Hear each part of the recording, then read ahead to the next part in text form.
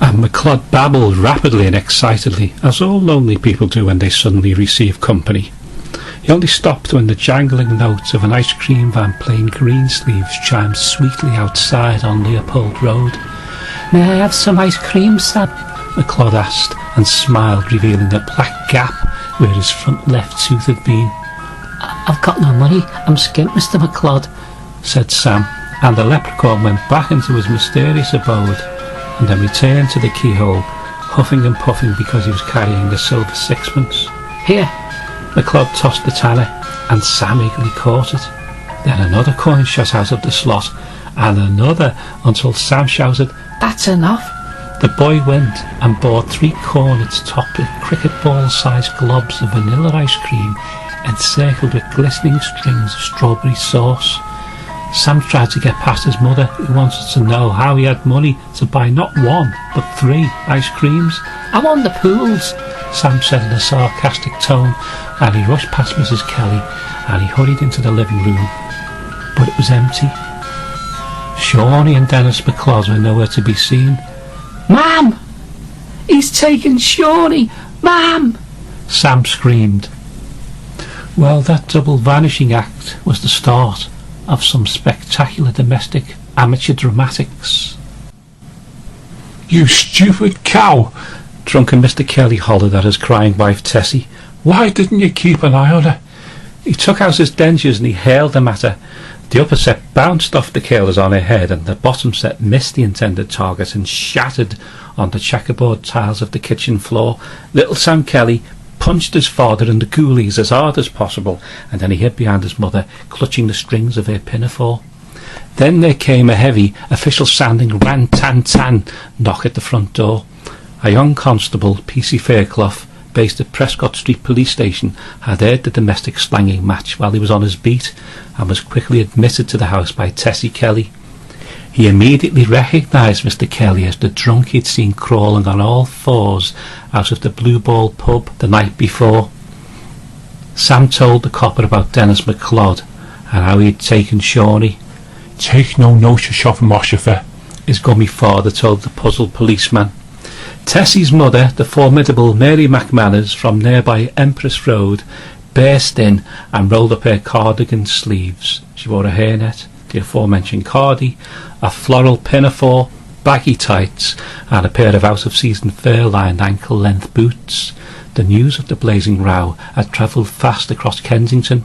"Where is he?" Mary shrieked. "Where's the bleeding wife-beater?" "Wife-beater?" said the toothless Mr. Kelly, retreating from the battle-axe. With desperation in his eyes, he turned to his wife and he pleaded, "Tessie, tell her the score, will you?" P.C. Fairclough calmed them all down, and he quizzed Sam. He asked him who the 3rd ice cream, now melting on the floor, had been for, and the boy replied, "Denis McLod, he's in there." Sam pointed to the tear in the wallpaper. Fairclough pulled back the wallpaper and saw an old rusty metal door with a keyhole set in it, and what's more, this door, which measured about 15 inches square, was ajar. The policeman looked into the hatchway and saw a passage which ran for about 5 feet and then ended.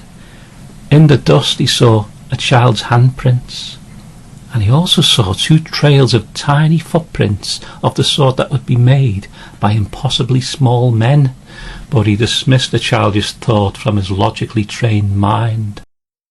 P.C. Fairclough left the house to summon his superiors, leaving the 3 adults to argue amongst themselves. Sam meanwhile drew the chair up to the wall beneath the mysterious hatchway and climbed unnoticed into the secret passage. He crawled through the darkness into a slightly larger passage that continued at a 45-degree angle from the end of the tunnel leading from the house.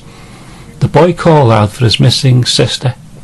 Shawnee's name echoed down the eerie tunnels, but Sam wasn't a quitter, and he shuffled on even though his bare knees hurt.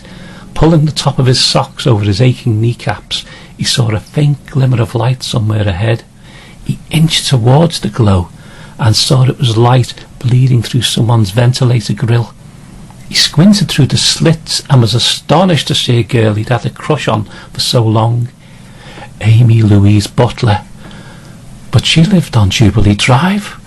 Sam realised how far he crawled down the secret passage.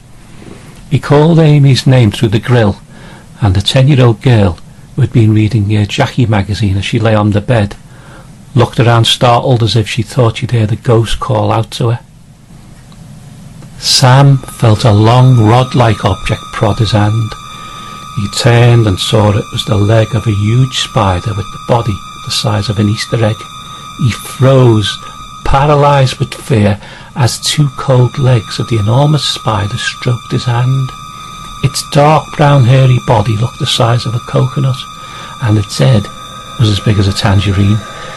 The distinctive sounds of Shawnee somewhere in the bowels of the secret passage filled the 11-year-old with an anger that drove out all fear of the giant arachnid. Sam screamed, and he brought down his little fist on the spider's body. He let out a yelp as his hand hit the bare sandstone floor of the claustrophobic corridor, because the spider had vanished into thin air. There came a faint sniggering sound, and suddenly a sinister, devilish-looking face came forward out of the blackness. A doll-sized head, large tapering ears, and a sharp-pointed nose. The face was chalk-white, with stark, black-bordered eyes. It bore a black, pointed balaclava-like helmet, and it inched nearer to Sam, speaking an unintelligible language. It produced a little dagger. The light shining from the ventilator of Amy Butler's bedroom glinted off the blade.